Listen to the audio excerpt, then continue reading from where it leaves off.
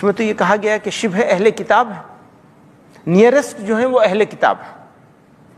تو یہاں کے لوگوں کے بارے میں یہ کہا گیا. یہ بات اتنی زیادہ لوگوں کے بیچ کیسے پھیل گئی جب قرآن انہوں نے تو کہا حضرت مولانا قاسم نانوتوی رحمۃ اللہ علیہ نے لکھا ہے کہ میں جب ان کی تعلیمات دیکھتا ہوں تو مجھے ایسا لگتا ہے کہ شری رام چندر جی کے بارے میں اور شری کرشن جی کے بارے میں، دونوں کے بارے میں لکھا ہے، کتاب لکھی ہے کہ ان کی تعلیمات کا مطلب ٹیچنگز، جب ہم ٹیچنگز دیکھتے ہیں ان کی تو ہمیں ایسا لگتا ہے کہ وہ نبی تھے. لوگ یہ کہتے ہیں کہ ابھی ہندوستان میں جو ماحول چل رہا ہے اس میں کیا وہابی، کیا دیوبندی، کیا بریلوی، سب کو مل جل کے رہنا چاہیے، سب کو ایک ہو کر رہنا چاہیے ورنہ مٹا دیے جاؤ گے.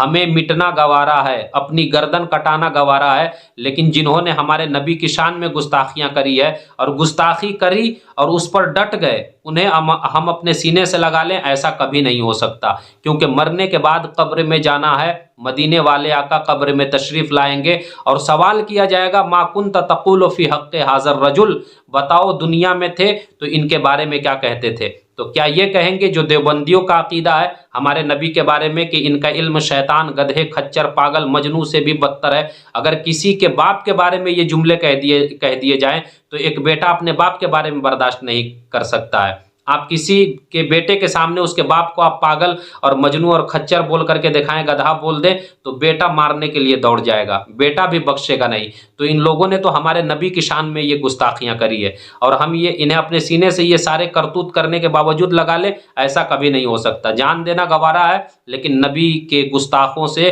ملنا گوارا نہیں ہے. ایک شرط ہے، وہ توبہ کریں اور یہ کہیں کہ ہم جب تک زندہ رہیں گے مسلک اعلیٰ حضرت پہ ڈٹے رہیں گے، اور جو اعلیٰ حضرت نے کہا تھا یہ کہنا پڑے گا، انہیں جانا انہیں مانا، نہ رکھا غیر سے کام، للہ الحمد میں دنیا سے مسلمان گیا. اگر توبہ کر لے تو ہم انہیں اپنا بنانے کے لیے تیار ہیں، ورنہ اگر وہ ڈٹے رہیں اپنی گستاخیوں پر تو انہیں کبھی بھی کسی بھی صورت میں اپنا نہیں کہا جائے گا، مرتے دم تک ان سے بغاوت کا اعلان ہے. تو سب سے پہلے بات کرتے ہیں وہابیوں کے بارے میں کہ ان کی جماعت کہاں سے چلی اور ان کی جماعت کا لیڈر کون تھا. تو وہابی جس کو مانتے ہیں اسے عبد الوہاب نجدی کہا جاتا ہے. عرب میں ایک جگہ ہے نجد، وہیں پر یہ 13ویں صدی ہجری کے شروع میں پیدا ہوا عبد الوہاب نجدی. اس کے بارے میں ہمارے نبی صلی اللہ علیہ وآلہ وسلم نے بہت پہلے پیشن گوئی فرما دی تھی کہ ادھر سے ایک شیطان پیدا ہوگا جو مسلمان کو اور اسلام کو مٹانے کی کوشش کرے گا. اور یہ بالکل سچ میرے نبی صلی اللہ علیہ وآلہ وسلم کی حدیث ثابت ہوئی. 13ویں صدی ہجری کے شروع میں عبد الوہاب نجدی وہاں سے چلا، مکے میں آیا، مدینے میں داخل ہوا، مسلمانوں کو اس نے قتل کیا، مسلمانوں کا قتل عام کیا، ان کے مال کو لوٹا. اس نے یہ حکم جاری کر دیا کہ مسلمانوں کے مال کو لوٹنا جائز ہے، مسلمانوں کو قتل کرنا واجب ہے، ثواب کا کام ہے. ہزاروں مسلمانوں کو اس نے شہید کیا. اس کا ظلم جب بڑھ گیا، اس نے مسلمانوں کو بے حد ستایا، تو کتنے مسلمان مکہ اور مدینہ چھوڑنے پر مجبور ہو گئے.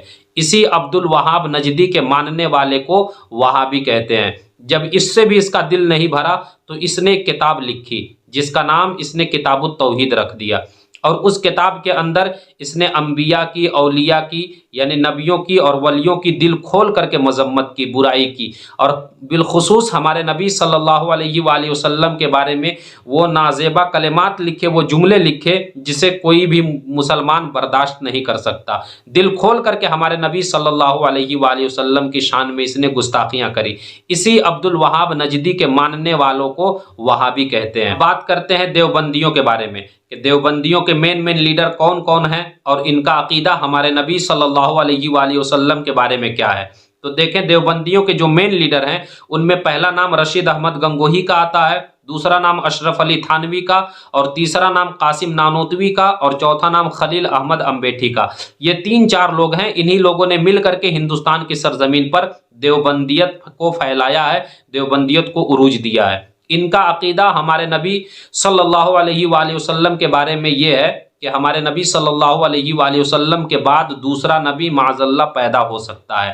یہ جو ان کا کفر ہے یہ قرآن کے بھی خلاف ہے اور حدیث کے بھی خلاف ہے. قرآن میں اللہ رب العزت نے فرمایا خاتم النبیین، ہمارے نبی صلی اللہ علیہ وآلہ وسلم کو تمام نبیوں کا خاتم فرمایا ہے، اور اللہ نے صاف طور سے اعلان فرما دیا کہ اب آپ کے بعد کوئی نیا نبی پیدا نہیں ہوگا. تو قرآن کے خلاف ہوا اور حدیث کے خلاف اس طور پہ ہے. میرے نبی نے فرمایا لا نبی بعدی، میرے بعد اب کوئی نبی آنے والا نہیں ہے. تو یہ ان کا جو کفر ہے یہ قرآن اور حدیث رسول دونوں کے خلاف ہے. ان کا دوسرا کفر یہ ہے کہ ان لوگوں نے اپنی کتابوں میں لکھا ہے ہمارے نبی صلی اللہ علیہ وآلہ وسلم کے بارے میں کہ ہمارے نبی کا علم گدھے، کھچر، پاگل، مجنوں، جانور، ابلیس، شیطان ان سب سے کمتر ہے. یعنی ان کو جتنا علم ہے گدھوں، کھچروں، پاگلوں کو، ان سے بھی کم علم ہمارے نبی صلی اللہ علیہ وآلہ وسلم کو تھا معاذ اللہ. یہ ان کا دوسرا کفر ہوا. تیسرا کفر ان کا یہ ہے، ان لوگوں نے کہا کہ اللہ تعالیٰ جھوٹ بول سکتا ہے، بلکہ جھوٹ بولا بھی ہے. دلیل کیا دیا؟ ان اللہ علی کل شیء قدیر، اللہ رب العزت ہر چیز پر قادر ہے. تو جھوٹ بھی بول سکتا ہے. یہ ان کا تیسرا کفر ہے. جب ان لوگوں نے یہ ساری باتیں لکھ کر کتابوں میں چھپوائی اور لوگوں کو بہکانے لگے، لوگوں کے ایمان کو لوٹنے لگے، لوگوں کو گمراہ کرنے لگے، جب یہ ساری تحریریں اعلیٰ حضرت علیہ الرحمہ کے پاس پہنچی تو اعلیٰ حضرت نے ایسا نہیں کیا کہ ڈائریکٹ ان پر کفر کا فتویٰ لگا دیا. اعلیٰ حضرت نے پہلے ان سے مفاہمت کی. اعلیٰ حضرت نے انہیں سمجھایا کہ تمہارا یہ قول شریعت کے بھی خلاف ہے، ہمارے نبی صلی اللہ علیہ وآلہ وسلم کی شان میں کھلی گستاخی ہے، توہین ہے، تم اپنے قول سے رجوع کر لو. لیکن ان میں سے کوئی بھی اپنے قول سے رجوع کرنے کو تیار نہ ہوا، بلکہ مزید ڈھیٹھ بن کر ہمارے نبی صلی اللہ علیہ وآلہ وسلم کی شان میں اور بھی گستاخیاں کرتے رہے اور مسلمانوں کے ایمان کو لوٹتے رہے، مسلمانوں کے ایمان کے ساتھ کھلواڑ کرتے رہے.